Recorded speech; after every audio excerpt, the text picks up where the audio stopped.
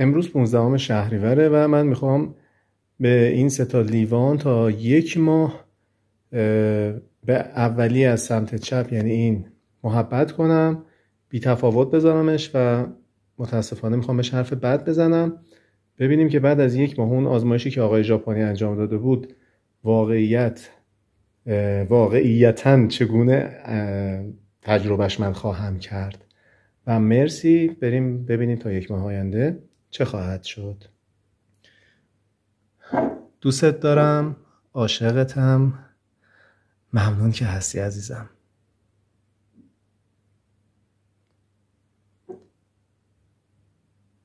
به اینم حرف بد میزنم، نالایق، بیکفایت، بیادب. خجالت نمیکشی؟ دوستت دارم. و حالا اون چیزی که من انتظارش رو برای 1 ماه در نظر گرفته بودم، ایشون و ایشون. خیلی برای خودم جذاب بود که کمتر از 1 ماه، فکر میکنم 5-6 روز هست که گذشته از این اتفاق و اونی که من بهش حرف بد زده بودم اینجاست و کاملا به این حالت در اومده. خوب ببینید، اونی که اصلا بی تفاوت بودن به این حالت در اومده. این یکی ببین، این به این وضعیت افتاد، این یکی به این وضعیت و ایشون که بهش عشق داده بودن، خب وضعیتش از همه بهتره. این یه مقدار و این اصلا اوضاع بیریخته. خیلی باحال، خیلی باحال. خدایا شکرت که این آزمایش نشون میده که حرف مثبت چه مکانیزمی رو اجرا میکنه و حرف منفی چه مکانیزمی رو اجرا میکنه.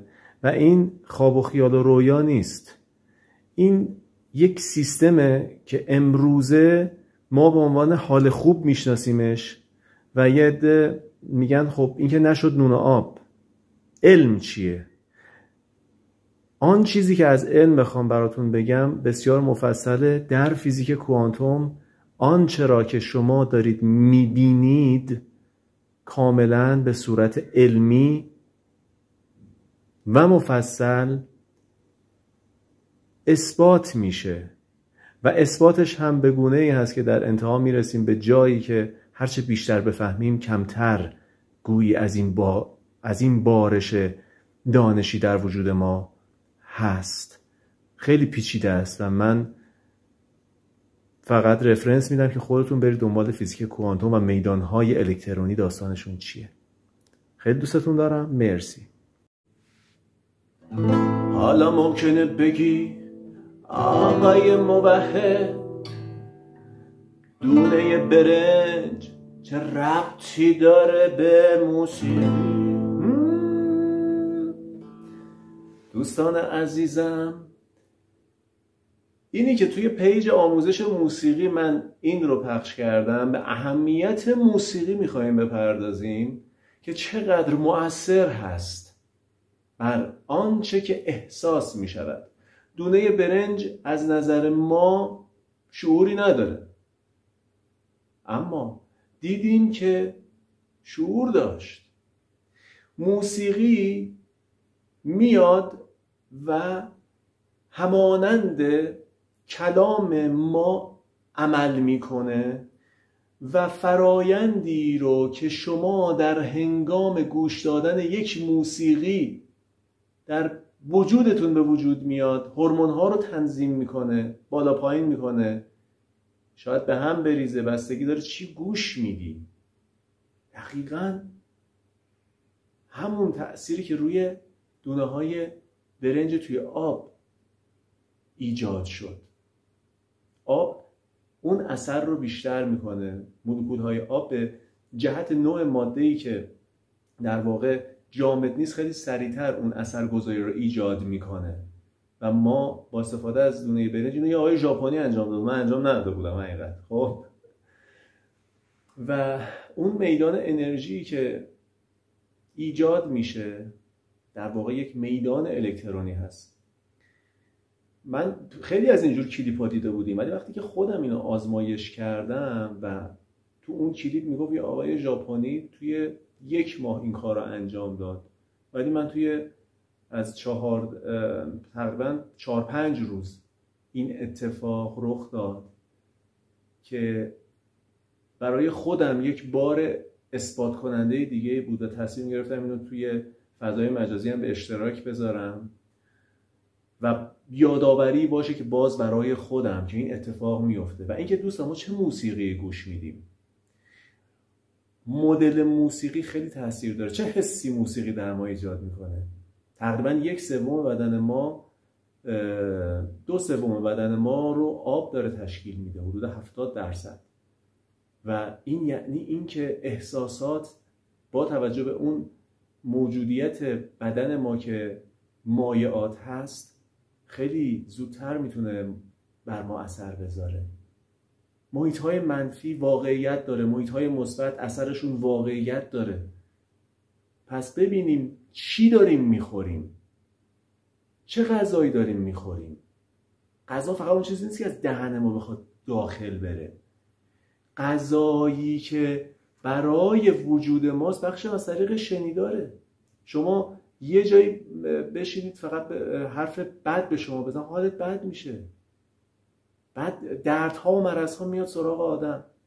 اما یه جایی باشه حرف مثبت باشه، حال خوب باشه، فرق میکنه قضیه، خیلی فرق میکنه. و حالا در پیج آموزش سولفژ و موسیقی من دعوت میکنم که دوستان موسیقی رو یاد بگیرن. یک ساز رو یاد بگیریم. یک ساز فرایند یادگیریش مثل بخشی از زندگی میمونه. یک سری سختی هایی داره،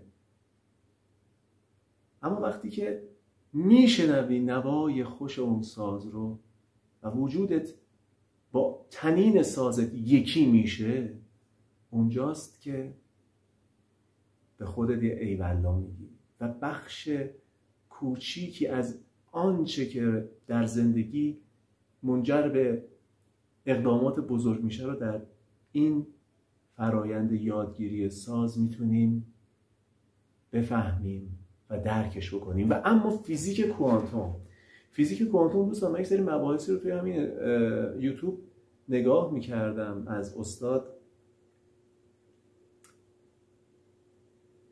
مزدافر. سرچ بکنید توی گوگل میاد، بزنید استاد مزدافر فیزیک کوانتوم، برید نگاه کنید.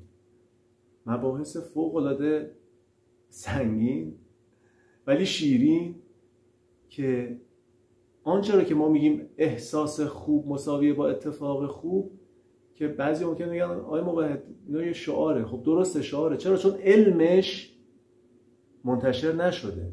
بریم واقعا ببینیم که این گونه احساسات چگونه در دنیای واقعیت بر مبنای علم داره اثر میکنه. فیزیک کوانتوم دنیای عجیبیه. برای یافتنش باید خیلی تلاش کرد. فیزیک کوانتوم کجایی تا برای ما بخوانی؟ فیزیک کوانتوم کجایی تا بیایی برای ما بخوانی؟ از دنیای دوستتون دارم. مرسی که منو دیدید و برید خودتون دنبالش. موسیقی رو هم پیگیری کنید. مرسی.